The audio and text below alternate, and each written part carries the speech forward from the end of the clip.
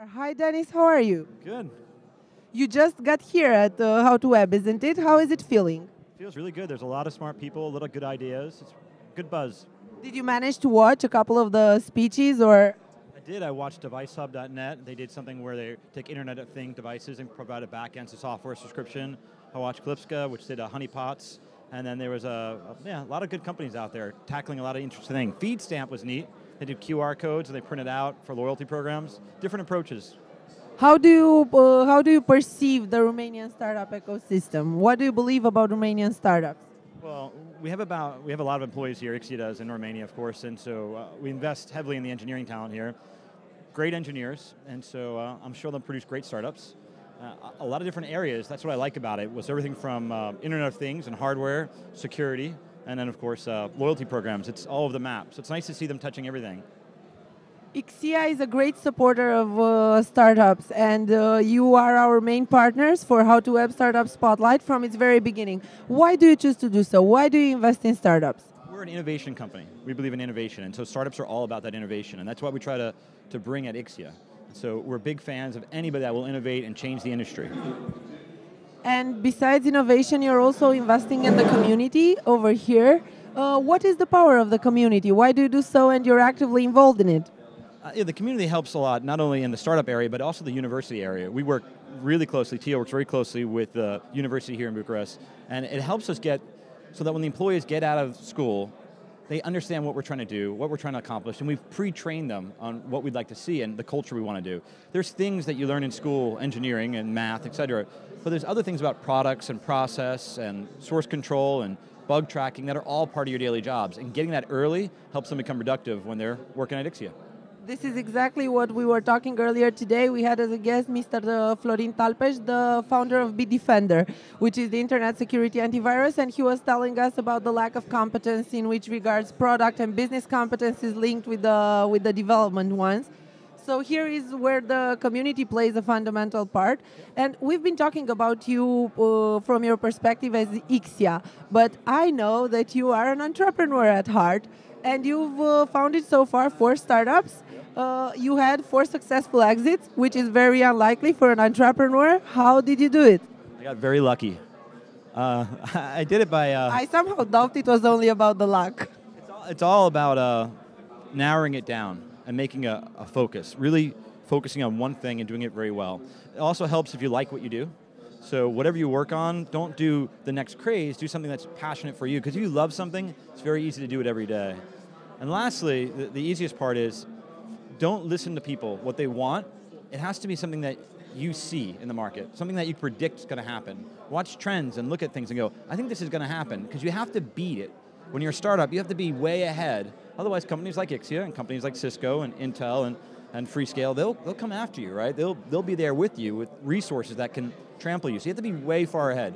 So be far ahead, be very focused and narrow, and make sure you do something you love.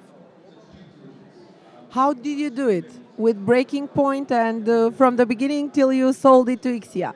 How did we do it? Hired right. Went very slow. Try to find the perfect people. Don't try to rush it. And take the time with the product. We delayed the product 6, 7 times just to make sure it was right, because you only get one time to make a first impression. It's really important to do that. And to be honest with you, try to go in an area where no one else is in. It's very easy to do that.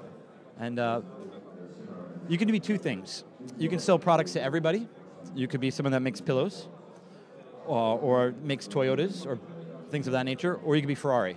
You can be exclusive. Make something that's high-end. The good thing about being a high-end brand and making a high-end product is that you don't have that many customers. Ferrari only sells 7,000 cars a year. You know, how many does Renault have to show? So, they have to sell hundreds of thousands, if not millions of cars for the same dollars. And so it's really important that when you're a startup, you have to focus, be very narrow, and go after a very specific niche that you can't compete with the other guys that way. Does that make sense? So BreakingPoint was a premier product, a product that was high-end, expensive, and had some interesting qualities to it. Have you started building it having the exit in mind? No, never with the exit in mind. You should love it. If you don't love it, it's really hard. It's like, never. It's always because you want to build it, because it's missing, and you want to solve it.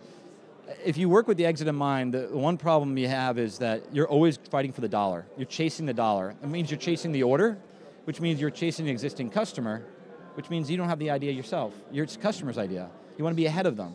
And to be ahead of them, you have to love it. So no, love, just pure love. Love what you do. How did it go after your product has been bought by IXIA? You chose to stay with IXIA, despite the fact that you're an entrepreneur at heart. Why did you choose it, and how was the acquisition process? What happened with the team? Yeah, sure. Well, I've been acquired multiple times, 4 times, so I'm used to it. This is the first company I really stuck around at. Most of the time, I stuck around. Cisco acquired us for about 12 to 18 months. Really was the people. And a lot of credit to Romania, because a good portion of the company's in Romania.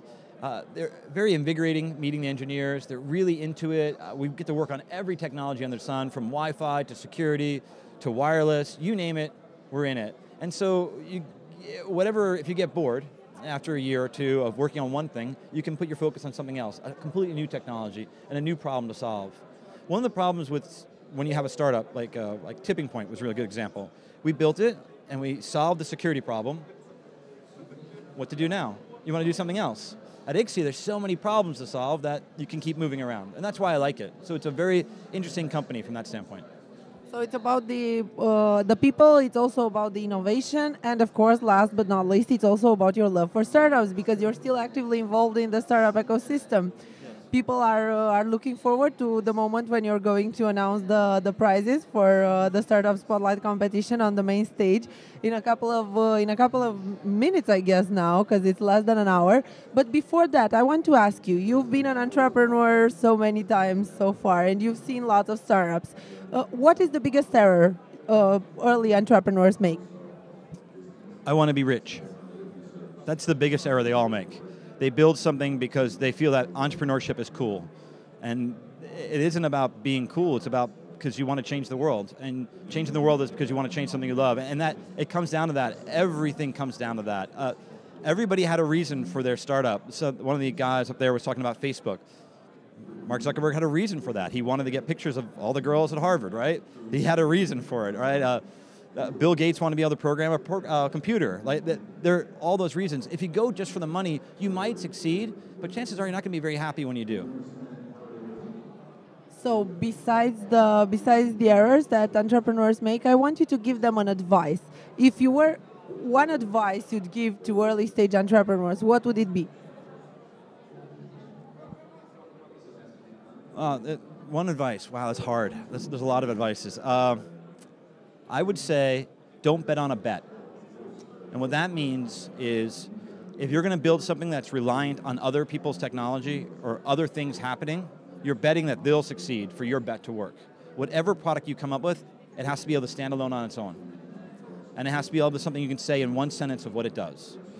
A good example of that is that someone in here is building a device hub for the Internet of Things. Well, now you need all the Internet of Things to sell, to work well, and to use you in order for you to make money. That's a bet on a bet on a bet. It's kind of tough. Solve a very specific, narrow problem. Thank you very much, Dennis. And last but not least, I have one more question for you. What do you think are the ingredients of the success recipe? What helped you succeed with all your 4 startups so far? I'm basically recapping what I said, but narrow it down, clear focus, love it, be way ahead of the market. Not too far ahead. Don't build flying spaceships. Bring it in a little bit, and the right people. Hire the right people. And how do you hire the right people? Find people that are smarter than you. Find people that are more passionate than you, and find people that know the things that you don't. And in that case, you have to know yourself and know all your weaknesses, and try to hire all around you all those things that you're weak at. Thank you very much, Dennis, for being here. I wish you a great time at How to Web conference, and I'm looking forward to learn more about how we can narrow it down, because Dennis, ladies and gentlemen, is going to speak in a couple of minutes on the How to Web conference 2014 main stage. Thank you very much, Dennis.